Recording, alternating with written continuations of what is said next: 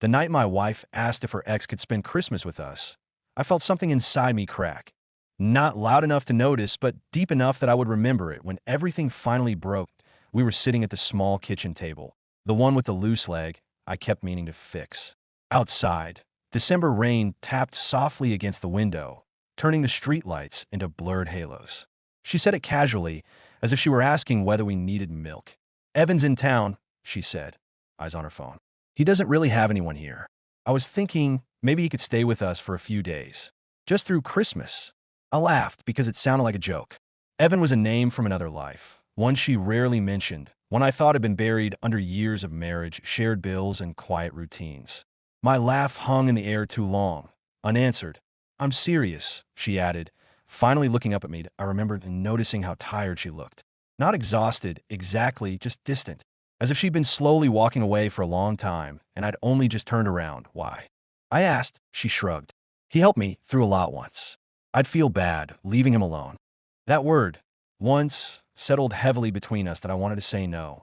I wanted to laugh again, louder this time, and tell her she was out of her mind. But I didn't. Instead, I nodded slowly, because that's what I'd learned to do over the years. I nodded when things fell off. I nodded when questions rose in my chest, but I didn't want to sound insecure. I nodded because saying yes felt easier than starting a conversation I wasn't sure I could finish. "Sure," I said, "if that's what you want." Her smile came quickly, almost too quickly. She reached across the table and squeezed my hand, gratitude flashing across her face like a reward. "Thank you. It means a lot." That should have been enough. But it wasn't. Over the next few days, she changed in small ways that were easy to dismiss if you weren't paying attention. She started humming while she cooked, melodies I didn't recognize. She spent more time choosing clothes in the morning, standing in front of the mirror longer than usual. Her phone was always nearby, face down, as if it were resting, that I told myself I was imagining things. People get nostalgic around the holidays. Old memories resurface. It didn't mean anything. Evan arrived 2 days before Christmas. He stood at our doorstep with a crooked smile and a worn leather jacket, snow clinging to his boots. Taller than I expected, more confident. He shook my hand firmly, looked me straight in the eye, and thanked me for opening my home. I noticed how easily he slipped into our space, how he laughed with her in the kitchen while I carried his bag to the guest room, how they shared stories I wasn't part of, their words filled with references that didn't need explaining, because they already understood each other. At tea dinner that night, I felt like a guest in my own house. They reminisced about old places, old friends, moments that happened before I existed in her life. I smiled when expected, laughed when the pauses demanded it. But inside, a quiet discomfort began to grow. Later, as I washed the dishes, I heard them in the living room. Their voices were low, familiar. Too familiar. "You remember that Christmas in Portland?" Evan asked. She laughed softly. How could I forget? We were broke and happy. The words stung more than I expected. That night, lying in bed beside my wife, I stared at the ceiling while she slept facing away from me. I told myself I was being ridiculous. People were allowed to have pasts. I had one too, but mine didn't show up unannounced, wearing boots by the door and memories in his pockets. The next morning, I woke early and found her already up, making coffee. She startled when she saw me, then smiled like nothing was wrong. "Couldn't sleep," she said. I nodded, pretending I hadn't noticed the empty mug beside her. 2 cups, not one. As Christmas approached, the house filled with a strange energy. Decorations went up faster than usual. Music played louder. Evan helped her with things I usually did, fixing a loose hinge, hanging lights outside. I told myself it was temporary. Just a few days. I just had to get through Christmas. But deep down, a question had begun to form, slow and uncomfortable. When had my home stopped feeling like mine? On Christmas Eve, as I stood alone in the hallway watching the lights blink softly, I realized something unsettling. This wasn't about kindness. This wasn't about charity or holiday spirit. Something was shifting, and I was standing still, pretending not to feel the ground move beneath my feet. I didn't know it yet, but that quiet crack from the kitchen table was only the beginning. I didn't go looking for answers at first. That's the part one still struggled to explain to myself. There were moments, small, sharp ones, that should have pushed me to ask questions, but instead I swallowed them down and told myself this was what trust looked like. The discovery didn't come as a single shocking moment. It came like water seeping through a crack in the wall. Quiet, patient, impossible to ignore once you notice the damp. IT started with the mornings. She used to wake up groggy, hair a mess, wandering into the kitchen half asleep while I poured the coffee. Now, she was already dressed when I came downstairs, makeup done, phone in hand. She said she was just trying to be productive. I nodded. Even though productivity had never looked like nervous energy before, Evan stayed longer than planned. First, it was just until after Christmas. Then it became a few more days while he figures things out. Each extension came with a glance in my direction. Waiting for approval, I felt obligated to give. Saying no felt like I'd be exposing myself as the villain in a story I didn't fully understand. I told myself I was being mature, secure, grown up, but something was wrong. One afternoon, I came home earlier than usual. The house was quiet except for soft music drifting from the living room. I paused in the hallway when I heard laughter, hers. Not the polite kind she used with strangers, but the unguarded sound she used to make with me when we were still new. I didn't walk in right away. I don't know why. Maybe I was afraid of what I'd see, or maybe I already knew it wouldn't be anything obvious. Nothing I could point to and say there. That's it. When I finally stepped into the room, they jumped apart slightly, like two people caught leaning too close over a secret. "Oh, you're home early," she said, too quickly. "Work was slow," I replied. Evan smiled, relaxed, as if nothing in the world could unsettle him. "We were just talking about old times." Old times again. That phrase followed me around like a shadow. It explained everything and nothing at the same time. That night, while she showered, her phone buzzed on the nightstand. I wasn't trying to snoop. I really wasn't. I reached for it automatically, thinking it might be work, something urgent. The screen lit up with Evan's name. "You still laugh the same way that I stare at the message longer than I should have." It wasn't explicit. It wasn't damning. But it felt intimate in a way I couldn't explain. Like a hand resting just a little too long on someone's arm. I put the phone back down before it buzzed again. When she came out of the bathroom, wrapped in steam and pretending not to notice my expression, I said nothing. Silence became my shield. The next day, I noticed the guest room door was closed. That alone wouldn't have mattered, until I realized it had been closed for hours, and both of them were inside. I stood in the hallway, listening to the low murmur of voices through the door. Not laughter this time. Something quieter. Serious. I walked away before I could hear more. That was the moment something inside me shifted. I stopped assuming. I stopped trusting the version of reality she was presenting and started observing the one unfolding in front of me. I noticed how often they sat next to each other on the couch, their knees almost touching. How she checked his reactions when she told a story, not mine. How he knew when she needed tea without asking. Once, I reached for her hand during a movie, and she hesitated, just for a second. But it was enough. Her fingers were cold, distracted. "Sorry," she said. "I'm just tired." I believed her, because believing her was easier than admitting I was slowly being erased. The real discovery came the night I found the scarf IT was folded neatly in the laundry basket. Hers, but not one she wore often. I remembered it clearly because Evan had complimented it when she wore it out with him earlier that week. I picked it up absent-mindedly, then froze. The scent wasn't detergent. IT was cologne. I stood there longer than necessary, breathing it in, my chest tight. There were explanations. There were always explanations. Shared space, close quarters, accidental contact, but explanations don't erase instincts. That night, lying in bed beside her, I finally asked a question. Not the right one, not the hard one. "Are you happy?" I said, staring at the ceiling. She turned toward me, surprised. "Of course. Why would you ask that?" "I don't know," I said. "You just seem different." She studied my face, then smiled gently, the way people do when they think they've reassured you. "You're overthinking. It's just the holidays. Everything's intense this time of year." I nodded again, but this time the nod felt like surrendered. I lay there, listening to her breathing slow into sleep. A realization settled in, heavy and unavoidable. I wasn't discovering betrayal, I was discovering distance. And sometimes, distance hurts more than the truth, because it gives you time to imagine all the ways you're being left behind. Suspicion doesn't arrive like a storm. It creeps in quietly, rearranging the furniture of your mind until nothing feels where it used to be. By the time I realized I was living inside it, every small moment had begun to feel loaded with meaning. I started noticing patterns. She and Evan had developed a rhythm that didn't include me. Morning coffee before I woke up. Late night conversations that ended the moment I walked into the room.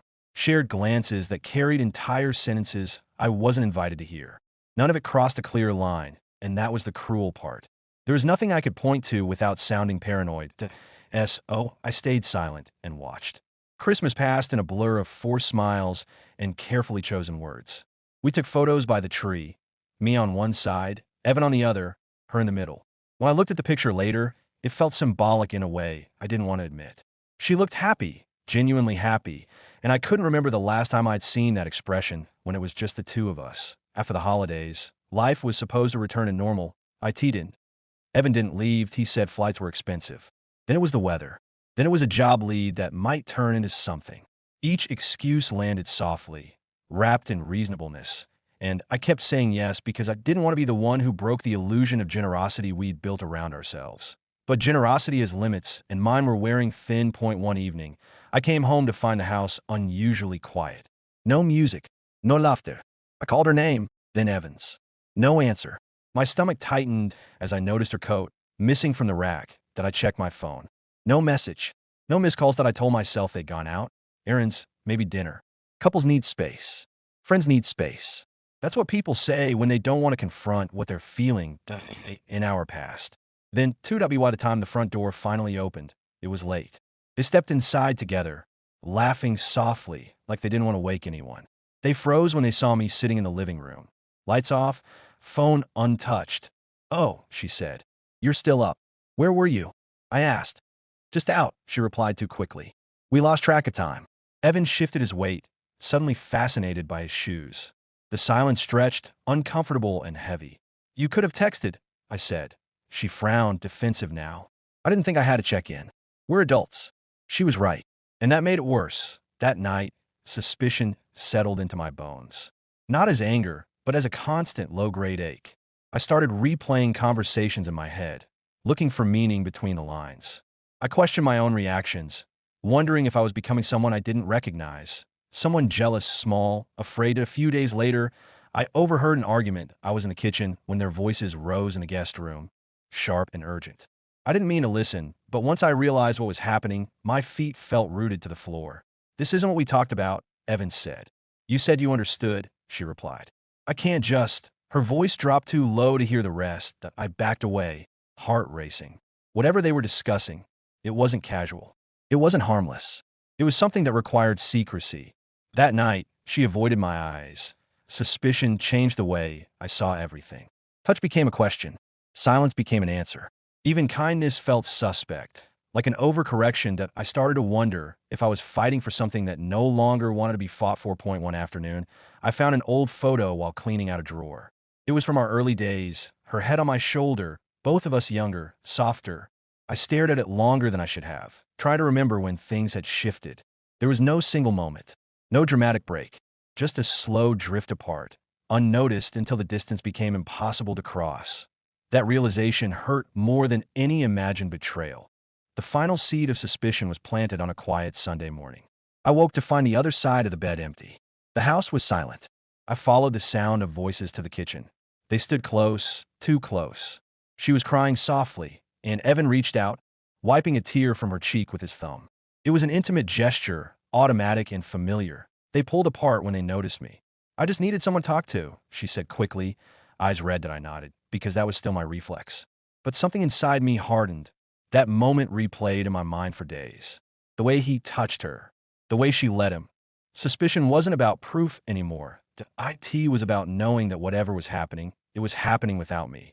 And deep down, I was beginning to understand that some truths don't announce themselves loudly.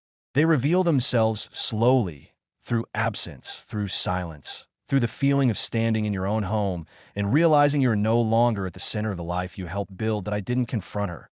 Not yet. But I could feel the truth moving closer, like footsteps in the dark, and I knew it was only a matter of time before I would have to turn around and face it. The truth didn't arrive with shouting or slammed doors. It came quietly, almost gently, which somehow made it worse. By the time it surfaced, I was already so tired of guessing that part of me felt relief, like finally naming a pain you've been pretending not to feel. That IT happened on a Tuesday. Ordinary. Forgettable. The kind of day that shouldn't change a life. That I had left work early because of a dull headache that wouldn't go away. The sky was gray, heavy with unshed rain, and the drive home felt longer than usual. I didn't text her. I didn't want to explain myself. I just wanted to lie down, to escape the constant tension that had made even my own house feel unfamiliar. When I opened the front door, the first thing I noticed was the silence. No music, no voices. Then I saw her coat draped over the chair, Evan's boots still by the door, and my headache sharpened. I walked through the house slowly, each step deliberate. The guest room door was open, empty. The bathroom light was off. I paused outside our bedroom, my hand hovering over the handle longer than necessary. Inside, the bed was unmade. Not the casual kind of messy that comes from rushing in the morning, but disturbed, sheets pulled loose, pillows shifted. I stood there, staring, my chest tightening as my mind tried to rationalize what my eyes were seeing. Then I heard the shower. The sound came from the bathroom attached to our room. The water ran steadily, filling the space with steam and white noise. 2 towels were missing from the rack that I didn't move that I didn't need to. The door opened a few minutes later. She stepped out first, wrapped in a towel, hair damp, face flushed. She froze when she saw me, her expression collapsing into something I'd never seen before. Pure panic. Behind her, Evan appeared, shirtless, a second towel slung low around his waist. For a moment, none of us spoke that I felt strangely calm. Numb even, like my body had decided it couldn't afford to feel everything at once. "This isn't what it looks like," she said, the words tumbling out too fast, too familiar. I almost laughed. "Then tell me what it is," I replied quietly. She opened her mouth, closed it again. Evan looked down at the floor, suddenly incapable of meeting my eyes. That, more than anything, confirmed what I already knew. I sat down on the edge of the bed, my legs weak. "How long?" She started crying then. Not softly, not prettily, the kind of crying that comes when there's nowhere left to hide. "I didn't plan it," she said between sobs. "I swear. It just happened." "Since when?" I asked again. She hesitated, and that hesitation stretched into an answer of its own. "A few weeks," she admitted. "After Christmas." The room felt too small, the walls too close. "And before?" I asked. "Before anything physical." She wiped her face with the edge of the towel. "I don't know. Maybe longer. We've been talking, remembering things. I felt seen." Seen that I nodded slowly, the word echoing in my head. I thought about all the times I tried to talk to her, all the moments I'd brushed off her distance as stress, work life. I thought about how easy it was to miss someone who was slowly stepping away. Evan finally spoke. "I never meant to cause this." I looked at him then, really looked at him, and felt nothing. No urge to yell, just a deep, hollow disappointment. "You should get dressed," I said, "and leave." He hesitated, glanced at her, then nodded. A few minutes later, the front door closed softly behind him. The silence that followed was unbearable. She sat across from me, wrapped in a robe now, eyes swollen and red. "I was going to tell you," she said. "I just didn't know how." I believed her. That didn't make it hurt less. "Did you love him?" I asked. She shook her head quickly. "I don't think so. It was familiar, comfortable. I didn't feel like myself anymore, and being around him reminded me of who I used to be." Her words cut deeper than anger ever could, because I realized then that this wasn't just about infidelity, that it was about escape. That night, we talked until our voices were raw and our words ran out. She apologized over and over. She told me she was confused, lost, afraid of getting older, afraid of becoming invisible. She said she still loved me, that I listened. But something fundamental had shifted. Trust isn't loud when it breaks. It doesn't shatter like glass. It bends quietly until one day it simply doesn't hold anymore. When I finally went to bed, I didn't sleep. I stared at the ceiling, replaying every moment I'd ignored, every instinct I'd silenced. I thought about how love can exist alongside betrayal, how good intentions don't cancel out bad choices. That'd be why morning. I knew one thing with certainty. The truth doesn't end the pain, that it just gives it a name. And now that I had it, there was no going back to the way things were, only forward into whatever consequences waited on the other side of knowing. Consequences don't always arrive with drama. Sometimes they show up quietly, disguised as ordinary days that feel heavier than they should. After the truth came out, our house didn't explode into chaos. It emptied instead. Evan was gone by the next morning. His boots were no longer by the door. His jacket no longer hung on the chair. The space he left behind felt louder than his presence ever had. Every room carried an echo of what had happened, as if the walls themselves were still trying to process it. We existed together carefully, like two people sharing a fragile truce. We spoke in measured tones, choosing words the way you choose steps across thin ice. There were apologies, hers, mostly, There were long pauses where neither of us knew what to say that I didn't ask her to leave. Not right away. Part of me wasn't ready to accept that the life we'd built could dissolve so easily. Another part of me wanted to see if anything could still be salvaged from the wreckage. She tried. I could see that. She cooked meals again, asked about my day, reached for my hand in the evenings like she used to. But every gesture felt rehearsed, as if we were both aware of the audience inside our heads, watching for cracks. At tea night, sleep came in fragments. I'd wake up to find her staring at the ceiling, tears sliding silently into her hair. I wanted to comfort her. Sometimes I even did. But comfort felt dangerous. Too much of it risked pretending nothing had changed. At a week after Evan left, she finally said what we'd both been avoiding. "I don't know if we can fix this," she whispered, sitting across from me at the kitchen table. The same one where she'd first asked me for permission to let her past back into our lives. I nodded slowly. "I don't know either." There was no anger in her voice, just fear that we talk about counseling, about time apart, about starting over. Every option sounded both hopeful and exhausting. Love doesn't disappear overnight, but neither does betrayal. They coexist awkwardly, like strangers forced to share a small room. The breaking point came unexpectedly. One evening. While sorting through old photos on my phone, I found a picture from the previous Christmas. The three of us stood by the tree, smiling. I stared at it for a long time, then finally deleted it. That simple act felt heavier than the confrontation itself. I realized then that I wasn't angry anymore, that I was done. It wasn't because I stopped loving her. It was because I could no longer recognize myself in the version of life I was trying to preserve. I had spent months shrinking, quieting my instincts, doubting my worth, convincing myself that discomfort was the price of being a good partner. I told her that the next morning. "I don't want to become someone who's always afraid," I said. "Afraid to ask questions. Afraid to trust what I feel." She cried, but she didn't argue. 2 weeks later, she moved out. Just a suitcase at first, then more boxes later. We hugged awkwardly in the doorway, both of us holding on a second longer than necessary, as if trying to memorize the shape of something already gone. The house felt empty in a different way after that. Lonely, yes, but also lighter. The days that followed were strange and uneven. Some mornings, I woke up relieved. Others, I could barely get out of bed. Healing wasn't linear. It came in waves, and sometimes the smallest things, a song, a smell, a quiet evening, would pull me under again. But slowly, I began to breathe easier as I started running in the mornings. I fixed the loose leg on the kitchen table. I called friends I'd drifted away from. I learned how to sit with silence without filling it with doubt.